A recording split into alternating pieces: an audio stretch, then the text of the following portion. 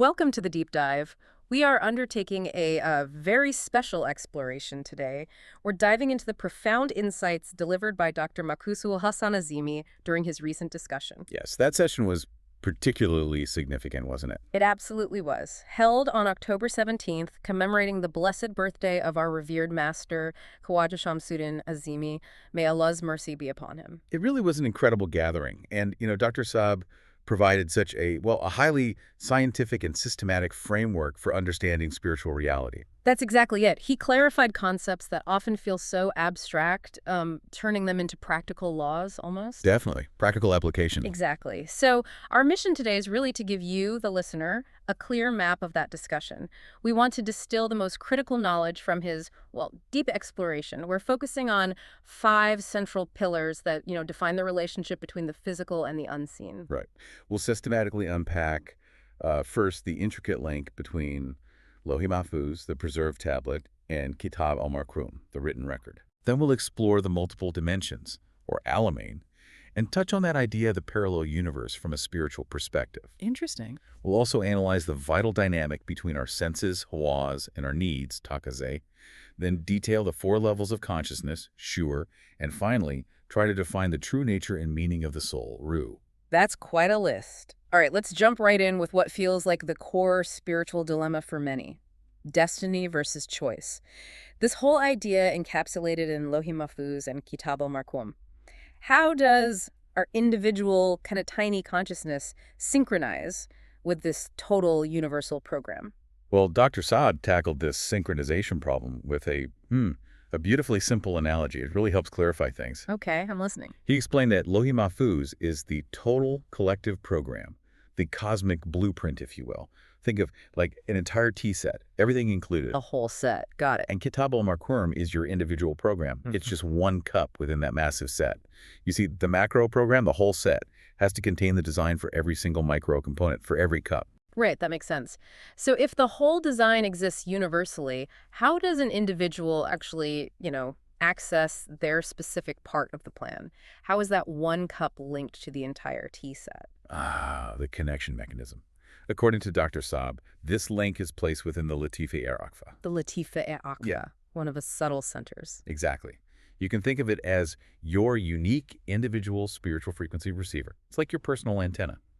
This center is the dedicated link that allows the individual to access their specific portion of the universal blueprint, their Kitab-e-Marqoom, from the whole that is Lauh-e-Mahfooz. Okay, a receiver. That helps visualize it. Now, this is where Dr. Saab fundamentally redefines destiny, isn't it? Which is, I think, crucial for you listening right now. Absolutely crucial.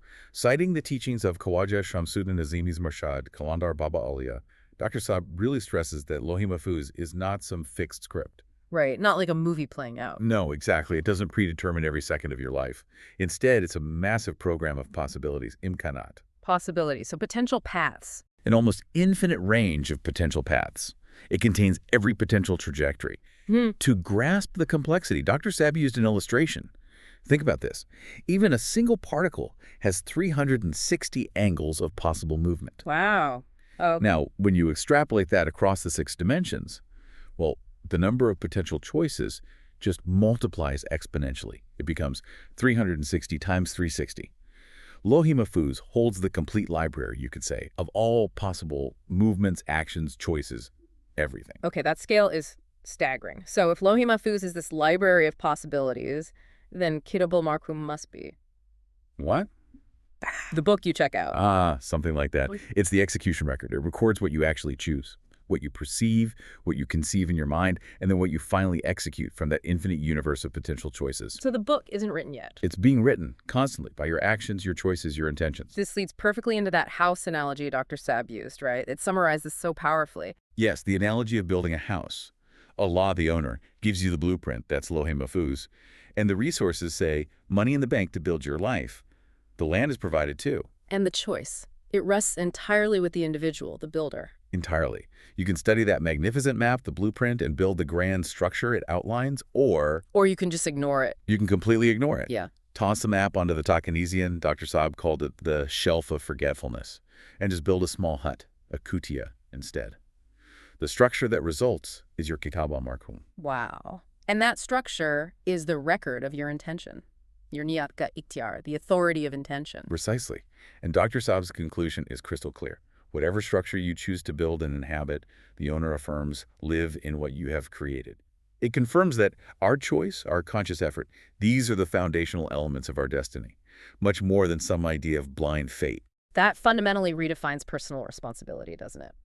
Okay, so if our spiritual program is about possibility and choice, that raises a huge question about our physical effort. How do our everyday senses and needs fit into this picture? Let's move to that second segment. Senses, needs, and effort hawaz are taqazeh.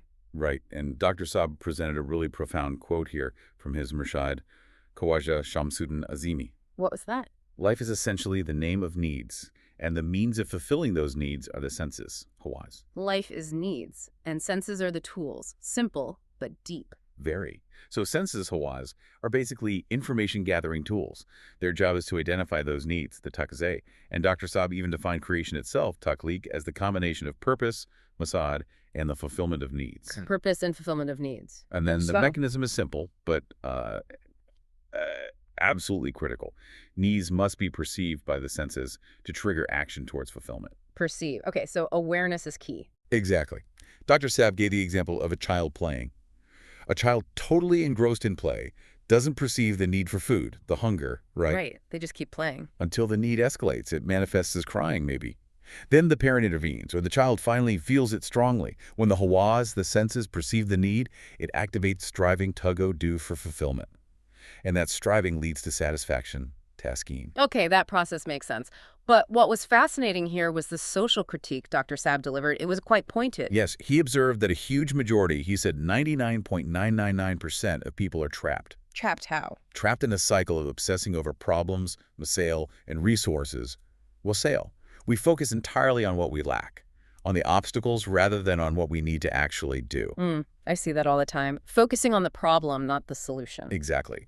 But the spiritual law he outlined completely flips that script. How so? The focus should be entirely on the work itself, the task at hand, not on the resources you think you need for it. But don't you need resources to do the work? Resources, he insists, will follow naturally if the effort is honest and directed towards the solution.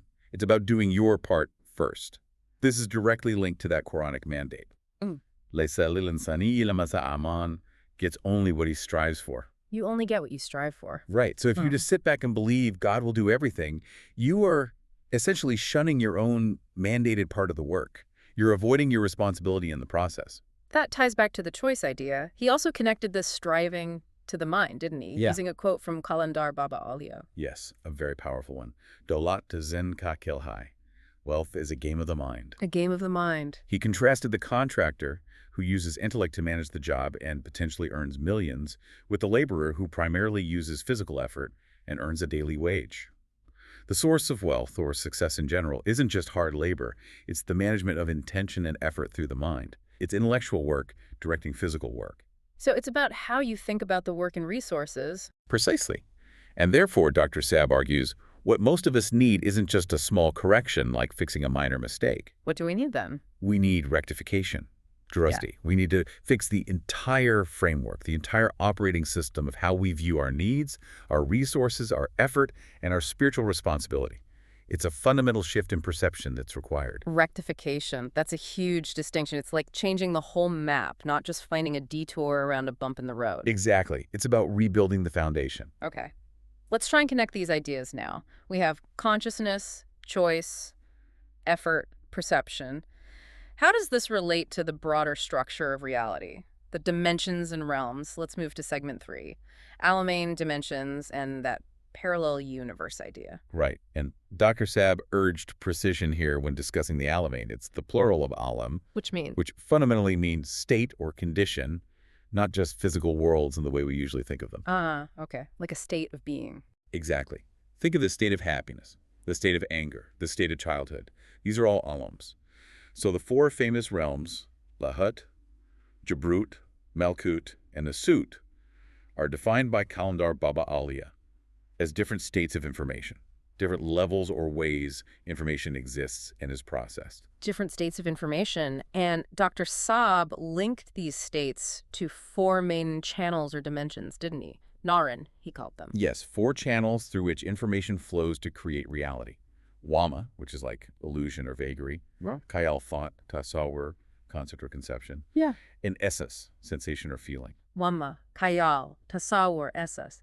The flow of information. That's the idea. And what's really fascinating here is how Dr. Saab contextualized modern scientific ideas like the parallel universe. Yeah, what was his take on that? He viewed the parallel universe theory as, well, a scientific conjecture or hypothesis. Mahfooz used the Urdu term. A hypothesis, okay. He felt scientists are essentially describing the program existing in the mind of the creator. They're seeing the system, its complexity, its infinite possibilities, but they stop short of acknowledging the programmer, the creator itself.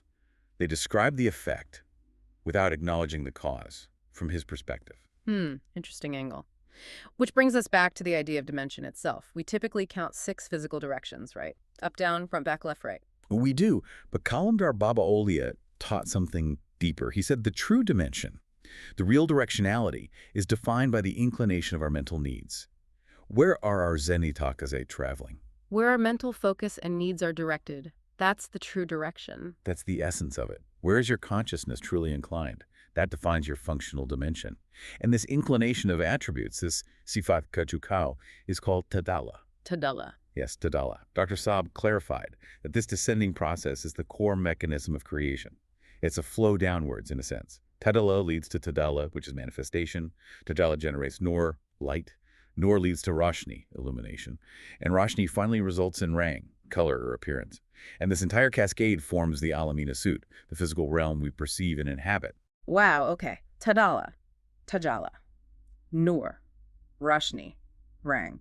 A whole process of creation descending into physical form. Exactly. It's a map of how the unseen becomes seen. Understanding that descending process really helps frame the next piece. The fundamental element that exists across all these realms. The soul, the Ruh. Let's delve into that now.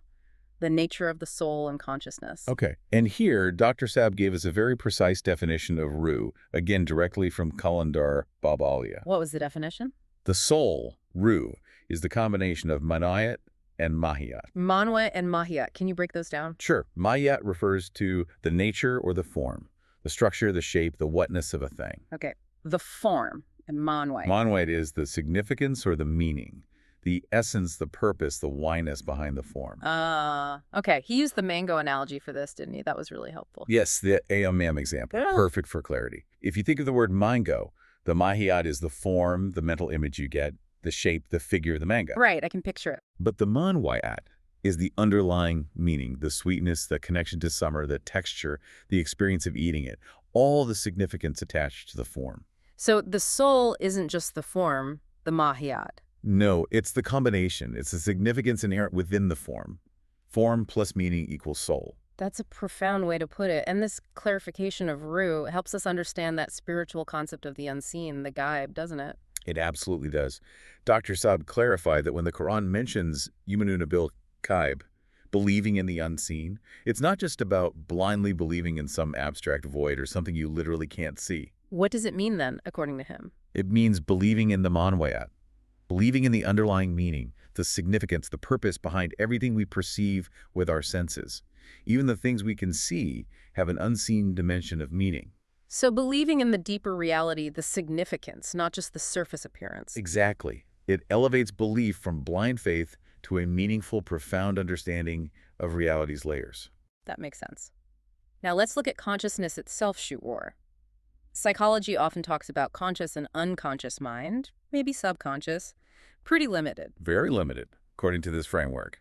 Dr. Saab detailed Kalandar Baba Aulia's identification of 4 distinct levels of consciousness. Much more nuanced. 4 levels. Okay, what are they? First, there's Infrared Shuur. That's our basic individual consciousness, unique to each of us, our personal awareness bubble. Okay, individual. What's next? Second is Shuur. That's species consciousness, the awareness, the instincts, the collective knowledge we share as human beings. Ah, like a collective human consciousness. Sort of, yes. Third is Kainati Shuur, which is cosmic consciousness, the awareness of the universe as a whole system, understanding its laws and interconnectedness. Cosmic consciousness. And the 4th?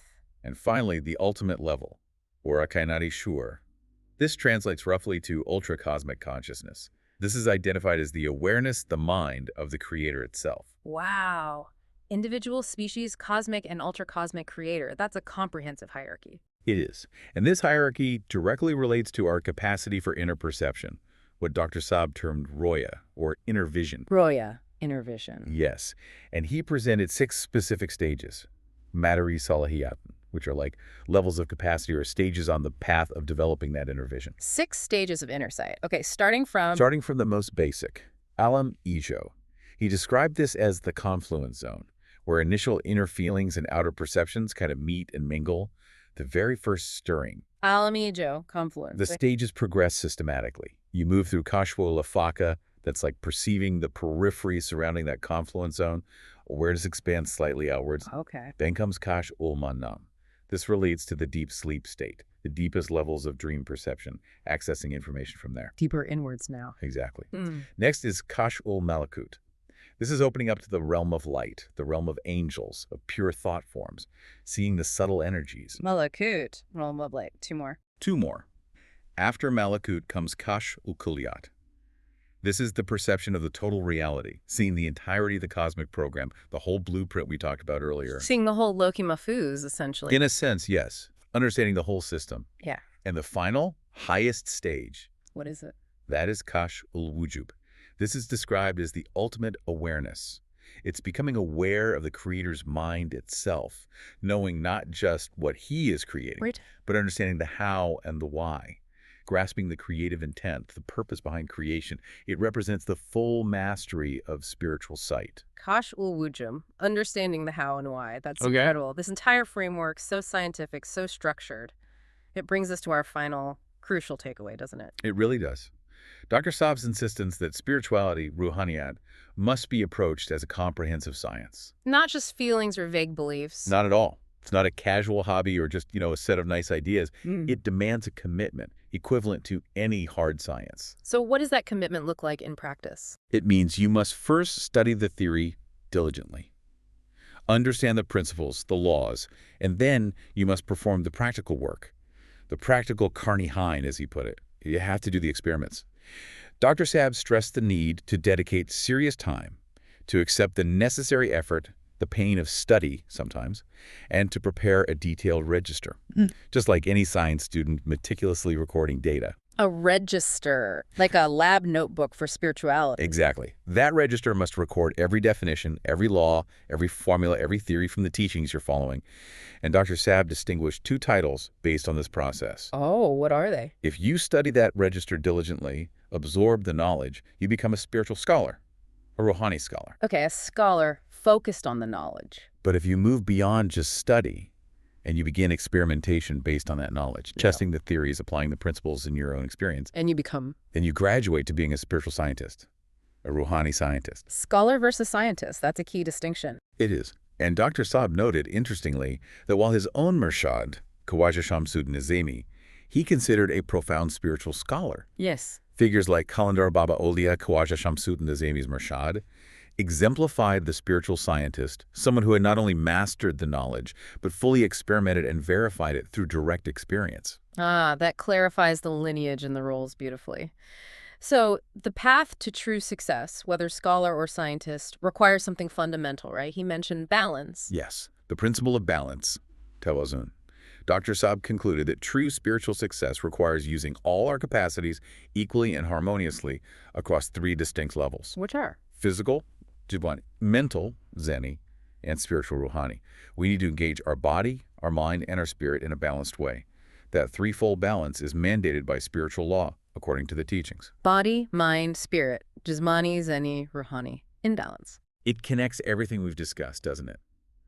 The physical execution recorded in your Kitab-e-Marqoom, the mental effort needed for perception and the game of the mind, and the spiritual clarity required to access higher consciousness and inner vision.